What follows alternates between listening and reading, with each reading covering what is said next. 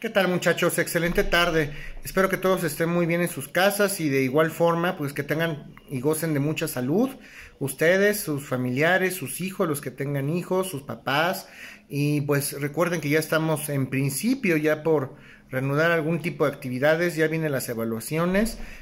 Ponga mucho empeño, por favor, póngase al corriente en todas las actividades, tanto académicas como personales. Viene una fase de prueba para ustedes y tienen que estar preparados. Se los pido, por favor, tengan por ahí muy presente todas estas situaciones y como siempre saben que estoy a sus órdenes. Vamos a continuar con nuestras clases de Derecho Social. Recuerden que estamos ya en el tercer y último bloque del curso y me refiero propiamente al derecho de la seguridad social.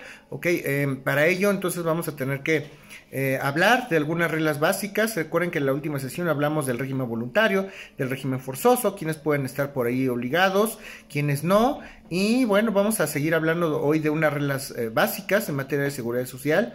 Va a ser interesante porque los conceptos que vamos a manejar el día de hoy a ustedes propiamente en la carrera de contabilidad y finanzas sí les van a servir a aquellos que deseen dedicarse propiamente a esta área contable en materia de seguridad social o que lo prefieran, si es que lo prefieren desde este punto de vista, si prefieren trabajar para una empresa o para el sector de seguridad social, siempre van a requerir de contadores públicos certificados, y bueno, me refiero a las cuotas propiamente de que se integran en materia de seguridad social, todos estos créditos en materia de seguridad social, y vamos a hablar de algunas reglas generales en ese sentido. Vamos a hablar, por ejemplo, de los patrones que contratan.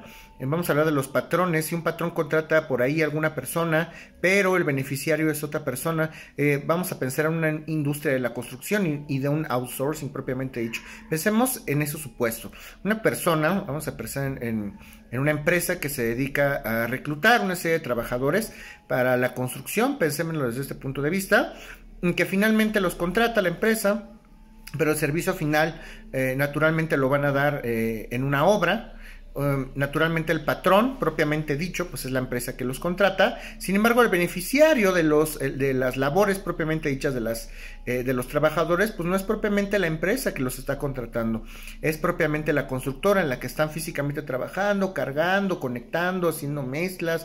Ellos son los beneficiarios propiamente de los trabajos que hacen pues propiamente los empleados, no empleadores, los empleados, todos aquellos beneficios que por un trabajo personal subordinado pueda percibir o puede ser beneficioso para una persona distinta al patrón, tienen reglas especiales en materia de seguridad social. Por eso es que me refiero. Pensemos en ese supuesto. Si una persona si una persona moral, una empresa contrata una serie de constructores y físicamente estos constructores se tienen que ir a desarrollar una obra, ¿quién se está beneficiando? ¿El patrón, la empresa que los contrató, o propiamente las personas o el líder de obra, vamos a pensarlo así, para el que están llevando a cabo sus trabajos? Pues propiamente el líder de obra es el que se está beneficiando con esos trabajos, propiamente dicho. Y pues bueno, también este líder de obra, vamos a pensarlo así, va a ser responsable frente al Instituto Mexicano de Seguro Social o frente a los servicios de seguridad social, y también tendrá que enterar cuotas y también tendrá que responder de esta manera. De hecho, lo ortodoxo es que el patrón obviamente avise, pero pues como usualmente no se hace, el instituto propiamente, al decir el instituto me refiero al Instituto Mexicano del Seguro Social, va a ser propiamente quien le va a dar un aviso a aquel líder de obra. Pensémoslo desde este punto de vista: oye, tienes ahí unos trabajadores, ya sé que los contrató la empresa tal, pero pues están trabajando aquí en la obra contigo, entonces tú eres obligado en ese sentido, y tú también tienes obligación, una serie y un cúmulo de obligaciones en materia de seguridad social. Entonces se va a dar un aviso por parte del Seguro Social a estas personas, y bueno, pues hay que hacer conocedor al Instituto Mexicano de Seguro Social de un cúmulo de datos y de un cúmulo de información. También es muy importante saber que los patrones tienen que dar cierta información, tienen que en un calendario muy concreto, muy específico, tienen que dar aviso y tienen que renovar constantemente sus contratos de trabajo, y hay un periodo que se estableció en la ley por virtud del cual, o ajustándonos a ese periodo, estos empleadores o estos patrones tendrán que notificar periódicamente al IMSS. Y estamos hablando, generalmente es un periodo trimestral, y los primeros 15 días de esos trimestres, propiamente de los meses de enero, de abril, de julio y de octubre, propiamente tendrán que dar estos avisos al instituto para saber específicamente qué nuevos contratos tienen, cuáles son las nuevas personas que han contratado, para que el instituto esté al corriente, para que pueda llevar una base de datos completa de estos trabajadores. El patrón debe de señalarle al instituto, pues primero quiénes son las partes del contrato, cuál es el domicilio de estos nuevos contratos que se han celebrado con el empleador, cuál es el objeto de la empresa o del empleador, el número de seguridad social de los trabajadores, el número de registro patronal propiamente de la empresa o del empleador que está llevando a cabo estos servicios, y pues bueno, si es una persona moral la que contrata, los datos del acta constitutiva, el número de notario, la fecha de la escritura, las facultades que tienen los apoderados, los datos de los apoderados propiamente, que se tienen que establecer en el documento. Obviamente se tiene que establecer en el contrato propiamente donde se asume la obligación obrero patronal con todas estas nuevas personas. ¿Cuál es el objeto del contrato? También lo tiene que hacer saber el instituto, el patrón, perdón, al instituto. ¿Cuál es el objeto del contrato? ¿Para qué se le está contratando al trabajador? ¿Cuáles son las labores que se les van a encomendar propiamente a estos trabajadores? ¿Cuál es la vigencia de esos contratos? ¿Cuál es el puesto que tienen? ¿Cuáles son los beneficiarios? ¿Qué tipo de beneficios van a poder percibir? ¿Cuáles son los perfiles de estos trabajadores, o el perfil del puesto, el manual de operaciones técnicas en un momento dado? Si es que alguna persona o alguna empresa lo tiene, que debería de ser lo ortodoxo, deberían tener todos los empleadores propiamente estos manuales de procedimientos técnicos. Y vamos a ver también los datos de las sucursales, si es que una empresa tuviera por ahí sucursales, tuviera más de un lugar donde lleva a cabo estas labores propiamente dichas, hay que establecer y hacer conocedor al instituto de estas sucursales, que se trata de la misma empresa, etcétera, etcétera. Me refiero a los datos propiamente de las empresas, de las subsidiarias, si es que hubiera de esta manera, también datos de las actas constitutivas, objeto, duración, los datos de los apoderados, y bueno, pues el instituto será muy renuente en ese sentido, ¿ok? Para pedir de una manera muy precisa toda esta información. Esta información, como ya lo hemos comentado hace 2 sesiones, puede ser presentada y ya como es oficial a través de los medios electrónicos, medios magnéticos, como así lo asimila la ley. Y para decir medios magnéticos, medios electrónicos, nos estamos refiriendo a las vías remotas, propiamente a internet, a la red, propiamente lo tenemos que hacer. Tenemos ya todos los avisos se hacen de esta manera. Podemos ir a hacerlo de manera presencial, pero los medios electrónicos son propiamente los que por hoy se están desarrollando en el instituto para que nosotros podamos transmitir esta información, ¿ok? Los trabajadores de la construcción van a tener beneficios especiales. ¿Qué pasa si yo quiero construir mi casa en particular? Y voy por ahí a contratar a algunas personas que se dediquen a construir por ahí mi casa habitación.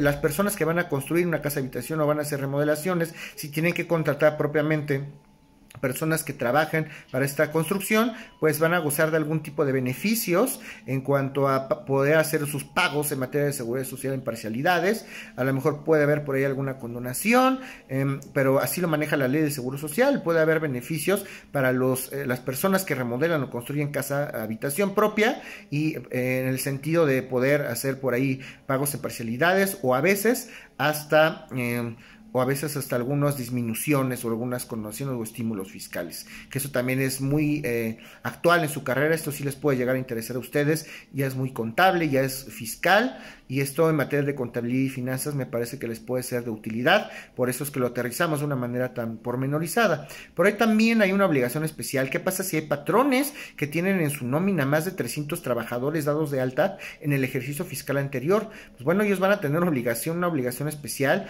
van a tener que por ahí hacer el conocimiento. Obviamente tienen que dar su dictamen fiscal al instituto. Están obligados a dictaminarse ante el instituto todas las empresas. Finalmente, todas y cada una de las empresas, ya sea que tengan menos de 300 o más de 300, tienen la obligación propiamente de dictaminarse, de hacer el conocimiento del seguro social del instituto, cómo es que van sus cuentas, qué cuotas han pagado, cuáles son sus obligaciones. Pero si tuvieron más de 300 trabajadores en el ejercicio fiscal anterior, el dictamen que vayan a hacer al instituto es obligatorio que sea realizado autorizado por un contador público certificado, que es un área de trabajo para ustedes. Está propiamente obligado a las personas que en el ejercicio fiscal anterior hayan tenido en su nómina más de 300 personas, a más de 300 trabajadores, están obligados a determinar el cumplimiento de sus obligaciones a través de un contador público certificado y que naturalmente está autorizado. Si tienen las empresas que tengan menos de 300 personas o hayan tenido menos de 300 personas en el ejercicio fiscal anterior, pues pueden dictaminarse, pueden hacer el cumplimiento de sus obligaciones simple y sencillamente por un contador público autorizado, que no necesariamente tiene que estar certificado, ¿ok? ¿Y qué tipo de documentación o qué tipo de información tiene que presentar estos patrones en su dictamen al Instituto Mexicano del Seguro Social? Al instituto se le requiere que presenten su dictamen, no serán sujetos a una visita domiciliaria. Esto es importantísimo, esto de las visitas domiciliares me parece que es lo más delicado, de las cosas más delicadas en materia de Seguro Social. Si un patrón no integra o no da la información adecuada o da información falsa al Seguro Social, el Seguro Social va a hacer visitas de verificación, va a hacer inspecciones a las fuentes de trabajo para ver si las personas si están percibiendo el sueldo que están manifestando los trabajadores al Seguro Social o no es así. Generalmente ya saben que los patrones tienen la maravillosa idea de dar a los trabajadores de alta en el Instituto Mexicano del Seguro Social con el salario mínimo, a pesar de que perciben otro tipo de salario, con tal de pagar una ínfima cantidad en cuotas de seguridad social. Pues si les hacen una visita de verificación a estos patrones que hagan este tipo de prácticas, les pueden, obviamente les van a imponer multas, pueden suspender o hasta clausurar la fuente de trabajo. Estas cuotas o estas visitas de verificación tienen por objeto propiamente, pues, verificar que el patrón propiamente esté al corriente y que esté cumpliendo propiamente sus obligaciones en materia de seguridad social. El Seguro Social no es nada amigable. Si yo debo por ahí como patrón alguna cuota y me van a embargar, si doy una cuota y no la cumplo, si me imponen una multa como resultado de una visita de verificación y no la cumplo y no la pago en tiempo y forma, el Seguro Social no tiene corazón en ese sentido, simplemente llega a la fuente de trabajo y embarga. Entonces esto para ustedes como contadores sí es importantísimo. Si ustedes no enteran las cuotas de la manera más adecuada, a lo mejor por ahí ustedes que son expertos en los temas numéricos pueden elaborar algún tipo de estrategia que esté debidamente justificada tanto para los trabajadores como para el patrón y naturalmente que sea sustentable frente al instituto, pues seguramente no tendrá ningún problema. Pero si ustedes como contadores no hacen un buen trabajo y por ahí enteran y le dan el consejo, dalos con el mínimo, no pasa nada, y por ahí puedes condonar con algún beneficio, algún vale, alguna tarjeta por ahí que tenga de gasolina, eso no se integra el salario, esta serie de situaciones. Si ustedes hacen malas cosas, lo único que van a provocar jurídicamente hablando, que es propiamente la materia de este curso, es que le vayan a fincar al patrón una serie de capitales constitutivos, una serie de multas. Si ve por ahí el instituto que no se están pagando las cuotas que se deben pagar, primero pues le va a través de una cédula de determinación, le va a requerir al patrón que se ponga al corriente. A lo mejor va a tomar algunos trabajadores al azar, a ver cuánto ganas, va a ser un promedio. Mira, pues con base en ese promedio yo determino que el salario es este es el salario real, tú omitiste tales cuotas, por 300 trabajadores que tenías me debes tanto, más recargos y actualizaciones. Entonces es lo único que van a provocar. Es muy importante que ustedes hagan bien como contadores su trabajo si se van a dedicar a este tema de enterar y calcular cuotas al instituto. Es un tema delicadísimo que, bueno, ustedes como contadores lo sabrán mejor que yo. Algunos seguramente tal vez ya trabajan en este rubro o trabajarán o piensan trabajar en ese sentido, ¿ok? Si tiene si una empresa, un patrón tiene menos de 300 trabajadores, pues recuerden que el dictamen que vamos a hacer de conocimiento al instituto puede ser simplemente por un contador público autorizado y, bueno, estarán exentos de verificaciones, salvo dos excepciones. ¿Qué pasa si el dictamen se presenta sin la opinión, ya sea positiva o negativa, del contador autorizado respecto a temas sustanciales? Pues, bueno, si el instituto instituto detecta ese tipo de prácticas, inmediatamente va a girar la orden para hacer una visita de verificación. Eso es importantísimo. Y también cuando se emite un dictamen derivado de una revisión interna por parte de la empresa y se determinan diferencias y falta de pagos por ahí, y esas no hayan sido aclaradas o pagadas ante el instituto, pues obviamente el instituto me va a tocar la puerta. Si ya tiene conocimiento de que yo estoy enterando determinadas cantidades y esas cantidades no las he pagado ni las he aclarado al instituto, pues seguramente me va a requerir, y si no me requiere, pues me va a hacer una visita de verificación en los términos que ya hemos establecido, ¿ok? Al dar estos avisos, que los podemos hacer a través de, ya hay varios programas, me parece que por ahí uno es el SUA, ustedes deben saber un poco más de eso que yo, para enterar ese tipo de cuotas y de obligaciones obrero-patronales ante el instituto. Pero al dar estos avisos, el patrón naturalmente puede expresar por escrito, por ahí si tiene algunas dudas respecto a cuáles son el cumplimiento de sus obligaciones. Oye, yo no tengo esta obligación, ¿por qué la estoy pagando? Y bueno, pues la dejará la resolución del instituto. Yo tengo duda respecto del conocimiento, hazme de mi conocimiento, yo quiero saber si tengo que cumplir o no esta obligación de pago contigo, pero el hecho de que lo planteen de manera escrita al instituto no quiere decir que los patrones estén eximidos de seguir pagando sus cuotas obrero-patronales. Esto es importantísimo. Aunque yo plantee la duda respecto a una obligación al instituto, tengo que seguir pagando y enterando mis cuotas definitivamente, no exima el patrón de pagar sus obligaciones. Y cuando yo como patrón hago este tipo o planteo este tipo de dudas por escrito al instituto, el instituto en un periodo de 45 días va a emitir un dictamen, va a emitir una resolución donde podrá dar de baja al patrón, al trabajador o a ambos, o hacer algunos reembolsos si así lo estima conducente, ¿ok? La información que vamos a proporcionar, entonces, propiamente, la información que proporciona el patrón es delicada. Ustedes como contadores deben de ser muy minuciosos, cuidado, porque a veces pueden llegar hasta cometer algún tipo de delito si no enteran la información que deben de enterar, propiamente, transparente, debidamente desarrollada y justificada. Y el Seguro Social, el Instituto Mexicano del Seguro Social, en ese sentido siempre va a analizar de manera minuciosa y pormenorizada. No lo duden ni un segundo. El Seguro Social no se va a ir sin un peso menos. El Seguro Social en ese sentido sí es muy incisivo y sí es muy pormenorizado, sí es muy concreto. Va a analizar esta información, va a analizar su veracidad y su veracidad. Y si por ahí detecta alguna irregularidad, hasta vista al Ministerio Público o Fiscalía va a dar por la posible comisión de algún delito, ¿ok?